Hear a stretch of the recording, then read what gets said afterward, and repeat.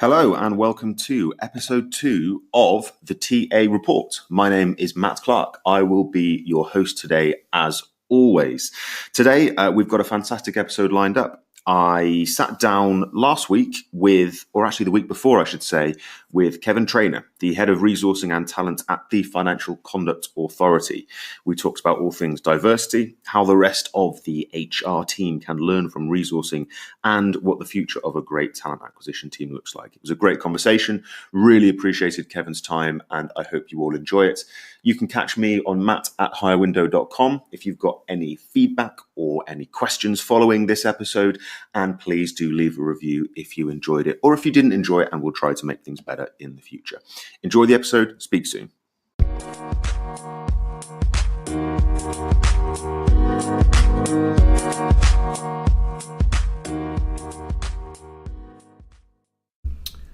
Hi everyone, welcome to the TA Report. I am in sunny Stratford today, Stratford, London, that is, at the FCA, the Financial Conduct Authority.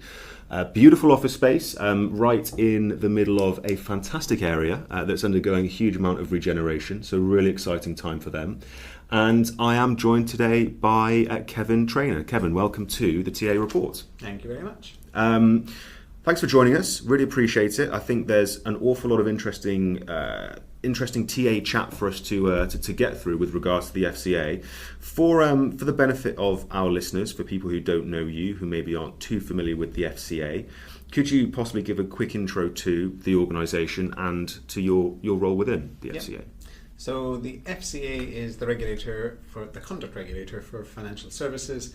So we do the regulation across all of retail, wholesale, banking and markets, and that's everything from insurance through to loan sharks and high-cost credit, and we are very much acting on behalf of the consumers of financial products. So looking at the harms that can affect the market and how we can mitigate some of that risk, but also make sure that markets work well and are fit for purpose. My role within that is I'm head of department for resourcing and talent. So I have 4 teams. One is executive resourcing, the other is resourcing, and then I do a team that has executive leadership and then talent development, which includes our graduate recruitment and then our hypo schemes within that. Awesome. So quite a broad role, not just talent acquisition, but all things talent as well. What does, in that case, a day in the life of Kevin Trainor look like? That is an extremely difficult question to answer because depending on what time of the year it is, depending on what is happening in any of those given areas, and depending on sometimes what's happening in terms of sensitive issues around the organisation, I can be pulled into all sorts of manner of different things, and that can be anything from someone at a very senior level quitting and we don't have, or we need to engage our succession plan. It can be anything also from recruitment issues that we're looking at, signing off exceptions. People want to talk a little bit about how we're structured and how we can make things better.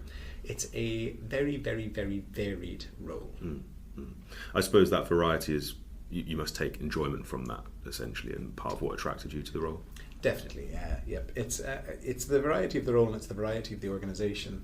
We're an organisation of under 4,000 people, but the breadth of what we do is quite phenomenal. We cover all of financial services. So if you just think about a large financial institution like a Barclays or a HSBC, which will cover a lot of financial services market. They will do the wholesale banking and retail banking and other bits and pieces around insurance, but they won't do the entire breadth of financial services. So we do the breadth of financial services, and we look at that from everything from enforcement through to supervision, policy. We work with the Bank of England on prudential regulation.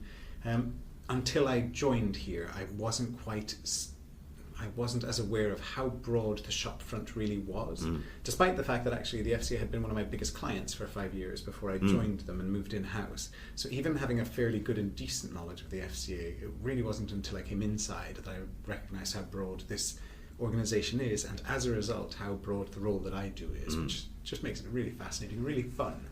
I think certainly from my perspective as a consumer of financial products, I associated the FCA with insurance. I used to work in insurance, that's easy for me to say, and then big banks and credit cards. So I think a lot of people out there in the UK probably don't realise the breadth of what the FCA looks after, essentially. Yeah. Since I joined here, it struck me as well. I bought a new kitchen table about a year ago, and I bought it on finance. And Yes.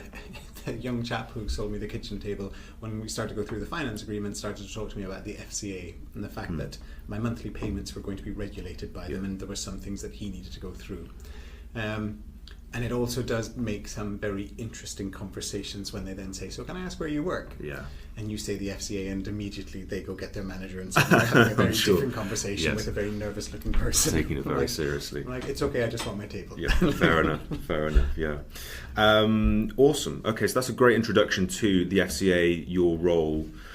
I guess focusing in on talent acquisition and that side of your role, what do you think that the organisation does really well from a talent acquisition perspective? Yeah, this is a conversation that we get asked a lot, actually, as we go to conferences and as we speak about this, because we do sit very, very uniquely in our market. Some roles only the FCA will have across the entire UK, which makes the talent acquisition perspective here kind of unique. There's not another regulator that does conduct in the UK. So what we have had to do as a result of that is we focus very, very much on skills-based recruitment as opposed to experiential, which we are trying to push further and further, because the more you look at skills and behaviours rather than just experience, you get a much more diverse pool of talent, which is just great. And by diversity, I mean in all its guises and shapes: diversity of cognitive behaviour, diversity of cultural background, and what you can bring to us as a regulator. And off the back of that, we continue to develop our EVP. We take it very, very actively because we don't pay as much as the financial institutions do in a lot of cases. So to be competitive, we need to show what we can offer people, both in terms of career, in terms of work-life balance, in terms of intellectual rigour and intellectual behaviour, but also our values. A lot of people will come to us for that public sector and that public values piece. So we're very, very careful to make sure that we're selling an appropriate package that is truthful and representative of what we offer, but also something that's compelling. And then we work very closely with our colleagues in reward and learning and development and other parts of HR to make sure that also once they arrive here, it's a good journey and that we can hold on to them for longer. Absolutely. That makes perfect sense. And so let's focus in on one of the subjects you sort of mentioned there, which is the fact that you as an organisation are competing with the behemoth that is the financial services industry in London. Is that one of your most major challenges from a TA perspective? No. Okay. It's not. We have, I was going to say no problem, that's maybe not quite right, but we have issues and challenges around talent acquisition. Quality of hire is bizarrely not one of them. Because we do sit uniquely. I think if you maybe turn the argument on its head for a little bit, and why would you join one insurance firm versus another? Sure. That's a harder thing to sell. Yeah. Why X and not Y. For us, because we do sit uniquely, the way we can talk to candidates, how we interact with them, how we can bring them a story and a narrative that is very unique to us, engages people very directly. So we don't compete necessarily with something that looks like us. You're comparing apples and oranges. So while we're of financial services, we're also of public sector and we're of regulation. So depending on which of those three you want to slice and dice, we sit in a very different place. So we've got a very compelling story. For some people, they just will not want to work here because their motivations will be different. Sure. If you don't want, if money is a main motivator, clearly we're not really going to be competing in that. You will be working elsewhere. So people self-select out, which kind of helps us a bit as well. And then for those who self-select in, we are there with a comprehensive, well thought through narrative and a culture that actually really welcomes and accepts all different types of skills and all different types of people. So the challenge, I guess, for us is making sure that this great story that we have to tell is mirrored when you come to work here. So there's an internal progression piece, so an internal recruitment piece once you come in, about how we're developing you, what the progression is going to look like, how quickly you can expect that to happen, so that essentially the turnover becomes lower for the 0 to 2 years. As you can imagine, as a sort of semi-public sector, we have a lot of people here who've spent most of their careers here. And then we have a chunk in the middle who've spent, call it 2 to 10 and 15 years. but we still have a higher turnover ratio in the 0 to 2 years than we would maybe want to. So we're continuing to work on that. So making sure that the expectations that people are being brought in with are not held or dropped once they come into the organisation. Yeah. That career development, career progression is something that we take seriously. I think that's a key challenge for an awful lot of organisations. You know, it's really interesting that your EVP, as you put it, kind of becomes self-selective, because actually you have that unique place in the market, so you're not challenging for exactly the same talent in a strange kind of way. But so many organisations struggle with exactly the same. How do we make sure we have a nice, shiny EVP, an enjoyable recruitment process? How are we making sure that the candidate experience is compelling?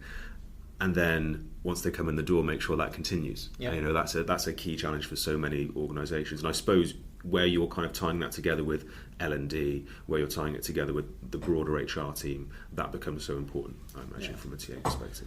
Yeah, that's exactly right. And I guess it's also something that we're going to have to continue to get comfortable with, because as if you take the tech industry as an industry that is setting the way in terms of looking at innovation and how they continue to try to compete for a finite resource, the turnover within the tech industry is shockingly high in terms of how long people intend to stay in given roles. Yes. And their EVPs become more and more innovative and capture markets and 4-day working weeks and all of the other good stuff that I think is really moving the industry in an interesting place, but it's not actually solving their issue of how do you retain talent. So I guess there's a bigger question about, in a new market environment with the new generations coming through who don't expect to be in roles for as long as maybe my generation or the generation ahead of me would have expected to be, do we need to think about how we get people once they're in role and how we're recruiting for roles, how we get them up and running just more quickly so that we know that it's a high turnover world that we live in, and how you structuring your HR and structuring your businesses to be more agile to that challenge. So it's an issue of, are you still trying to fix an old system that's now becoming out of date, or are you looking at ways of how you get people into the organisation and become comfortable with that level of turnover. So these are the type of things we're thinking about at the minute. I think that's a really interesting perspective, actually. It's kind of a bit, what you're saying is, don't throw good money after bad in a strange way. Actually accept the fact that the culture of how long people stay in jobs might be changing. That's right. And so how do we actually get value from a new employee quicker than in the past, to make sure that if they only stay for 2 years, they were up to speed for more than 18 months of that, or maybe 20 months of it, for example. And the tail of that then is also the interesting phenomenon as well, because in a higher turnover world, if people are turning over more quickly, when people go out to the market, again, having worked here, what are they saying about having been here? Yes. So the employee engagement experience while they're here, you could say, is actually more important almost, because your branding and your marketing becomes the people who used to have worked here, and your EVP will become meaningless if it doesn't reflect reality, because it will be called out all too quickly. So it is an interesting one about how you engage with people, not necessarily just in terms of how much we're getting out of them, but how much they're getting out of us as well. And I think that balance will continue to, we'll be exploring that, as I think everyone is going to have to, as the world starts to change a bit. Yeah, it's a fascinating world, the kind of the generational shift and how the culture around the workplace moves with that. On that kind of subject, you've been involved now in the recruitment industry for around about 15 years, unless I'm mistaken. Over that period of time, you'll have seen an evolution across talent acquisition, some good changes, maybe some bad changes as well. Where do you think you've seen the most progress in the industry, in the profession, during your time? Yeah, I have two answers to this question. And the first answer is a little bit glib, but I've been surprised by how little change there has been in the industry over time, is actually one of my reflections. So I've been, for a little bit more than 15 years, but we'll work with 15 because that makes me sound younger. I like it. When I first started out, I worked in, as a lot of us who fall down the recruitment path do, I worked for a smaller, what they would call boutique organisation that did recruitment, and from there moved into Hudson and then into executive search. I've been surprised actually in some ways that the process has remained fairly stable and static. The interviews remain quite, there's a lot of talk about AI and gamification of interview processes. I think we're a long way away from that. I think it is exciting to watch, and I think there will be elements and parts of the market that it will have a significant impact on. But I'm not too sure that generally I buy into the fact that it's all changing that quickly. And when I look back more than 15 years ago to now, it's still a fairly standard process, regardless of whether you're in recruitment or executive recruitment. So that's one, is that in some ways I'm surprised by the fact that there hasn't been more change. I think there's been more innovation in the grad recruitment space, but I think that's been necessitated by volumes as opposed to actually necessitated by the move of technology and cultural change. So that's one observation. But the second observation is there is an exception to everything that I've just said.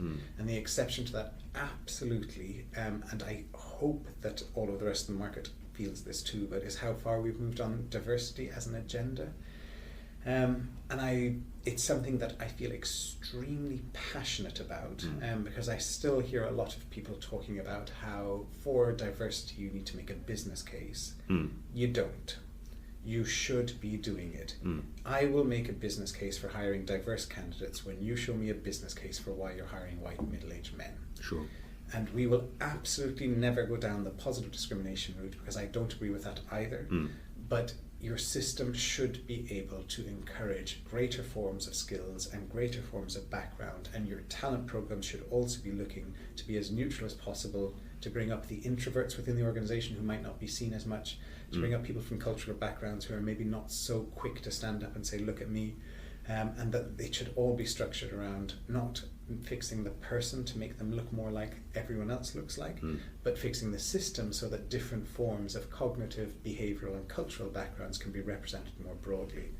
And I do think that there's still a long way to go, but I'm very pleased to see that from when I started off in this industry to where we've gotten to now, I think there is a very strong recognition within the recruitment industry that we've got a lot that we have done and a lot more that we need to do. And I think because we live and breathe it, you sometimes forget when a hiring manager goes out to hire, and they might only be doing one hire a year or two hires a year, that they don't live it and breathe it the same way that we do, and that there's a big education piece. And I think we need to just remember that we are the bastions of this as we enter into organizations. And I think we have a significant responsibility, both socially and organizationally, to move that dial. And I'm very pleased to see the work that has gone into that. And like I say, diversity for me is not about gender and race, although that is a significant part of diversity. It's about socioeconomic demographics and everything else that creates different cognitive behaviour that makes your workplace more diverse and a better place to work because of it. Yeah, couldn't agree more. Couldn't agree more. I think that I really like the point as well around TA teams being and needing to continue to be champions of the diversity agenda, because you're right. Whilst there is a huge amount of PR at the moment in the world of diversity, and whether you believe there should be a business case or not, the business case is clear and it's out there, and you shouldn't really be needing to prove this to senior leaders anymore. You're right, they're not living it and breathing it, whereas we are every day. And I think that that's a great message to put out there, that you have to continue to be a champion and never get complacent about that agenda as well and think it's fixed, because otherwise these things can creep backwards in the wrong direction. Well, and you also have to recognise that I do think most people try to do the right thing, and that's part of my point about the TA and generally resourcing functions, is that actually when you're so used to having these conversations, when you first have them, they are uncomfortable. And it's not to say that you're not trying to do the right thing, but sometimes people shy away from uncomfortable conversations. And I think it is right for us to be framing that conversation professionally and not letting a lack of professionalism sort of creep in, but also that the healthy challenge is in the room, because we are the people who are quite often trained to do it and live and breathe it, and quite often have those difficult conversations with candidates about whatever it is, about rejection letters and whatever. We are a group of people that I would hope are sensitive to human interactions and human contact. And I think that we're in a unique position to move that dial. Absolutely. Couldn't agree more. So that kind of is the change that you've seen in your career so far. Let's switch gears, let's fast forward. What, I guess, most excites you about leading talent acquisition for the FCA over the next 5, 6, 7 years, however far into the future you want to go? Yeah, and it's an interesting question. I have been thinking about this for a while in my current role, about what that means. So I'm going to answer that kind of as you've asked it, which takes it a little bit more narrowly than maybe the question was intended. But I'm going to put it in the context of the FCA as opposed to the context of talent acquisition. And for me, as I presume for a lot of other industries and a lot of other organizations, we talk a lot about workforce planning, and then we talk a lot about strategic workforce planning. But there's very few organizations I've seen that do that particularly well.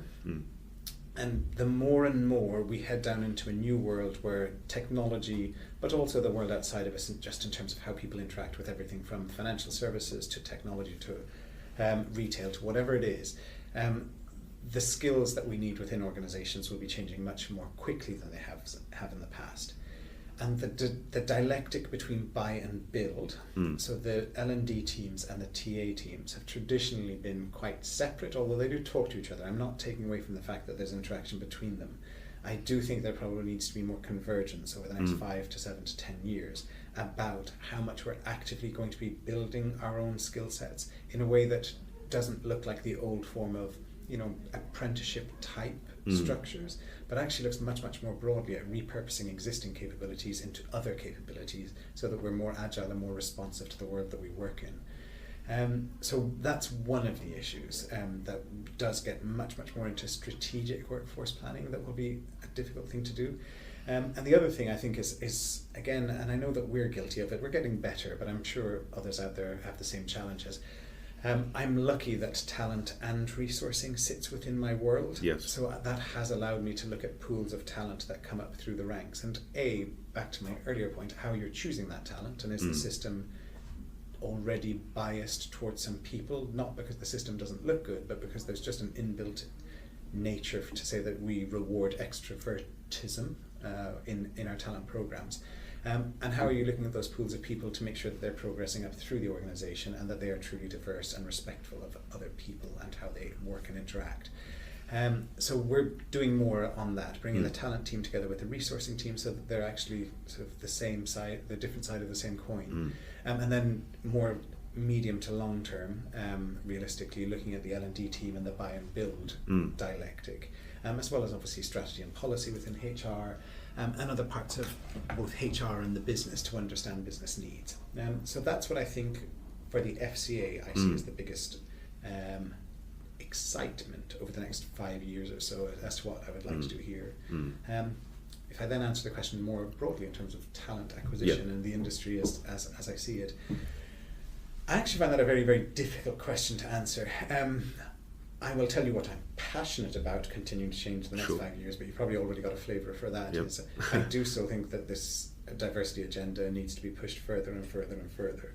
And I do think we need to be conscious of who are the people who are being left out of the system. Whether that's, as a lot of the studies are showing these days, younger working class males being left out of the system, whether it is people again from different cultural backgrounds, gender, ethnicity, whatever it is.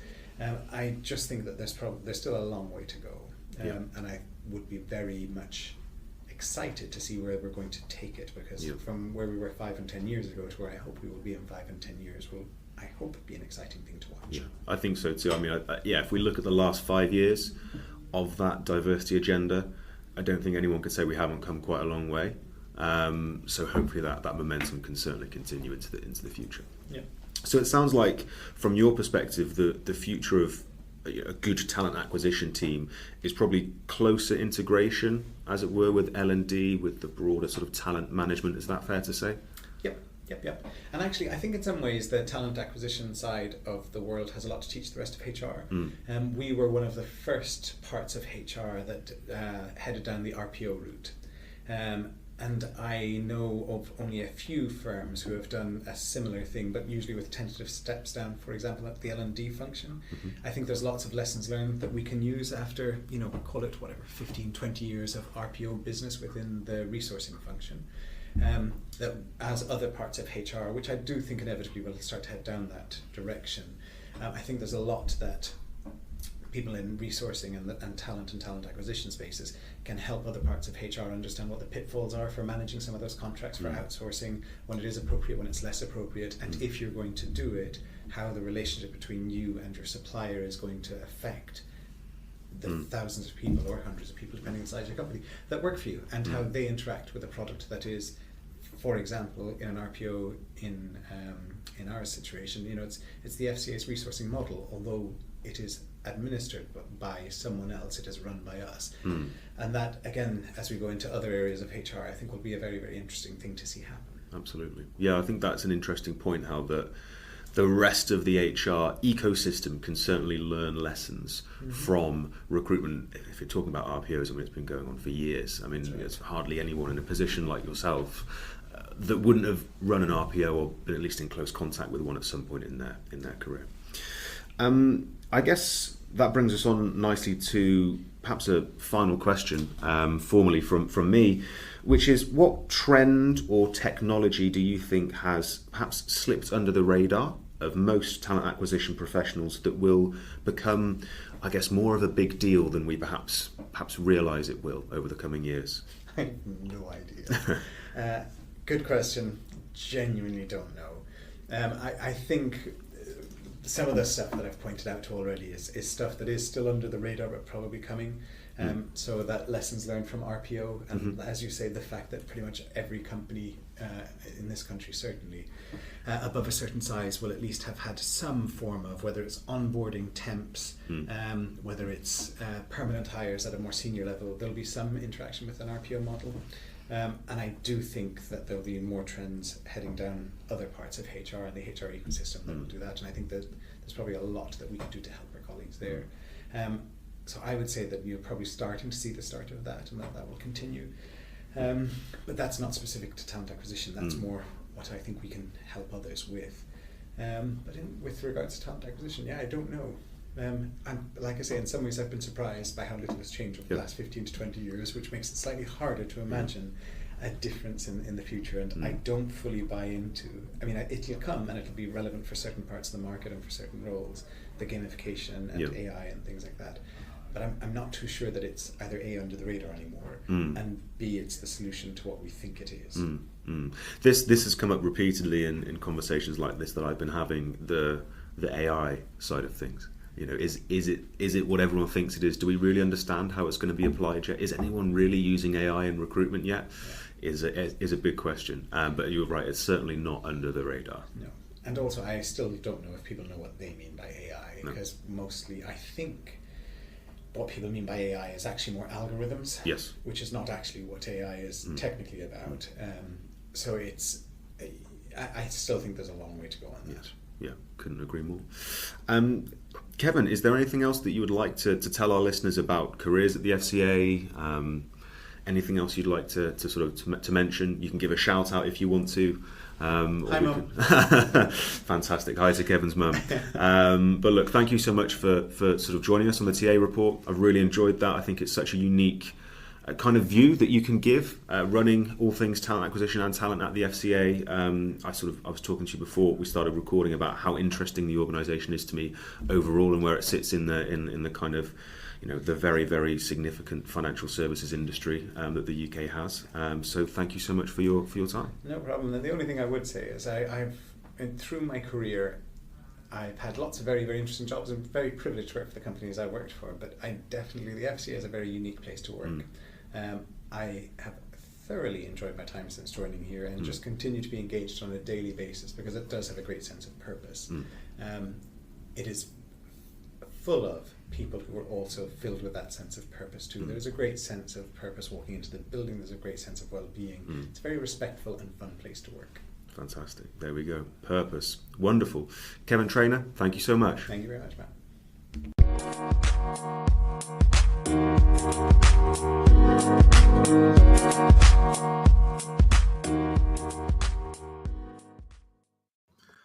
Ladies and gentlemen, there we go. Kevin Trainor at the FCA. Kevin, thanks again for your time. I thought that was a great episode. Like I mentioned at the beginning, please leave a review or get in touch with me on matt@hirewindow.com to tell me what you think, or if you'd like to be a guest here on the TA report.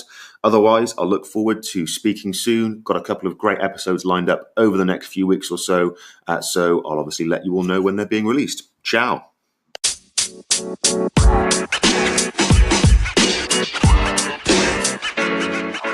You know, man.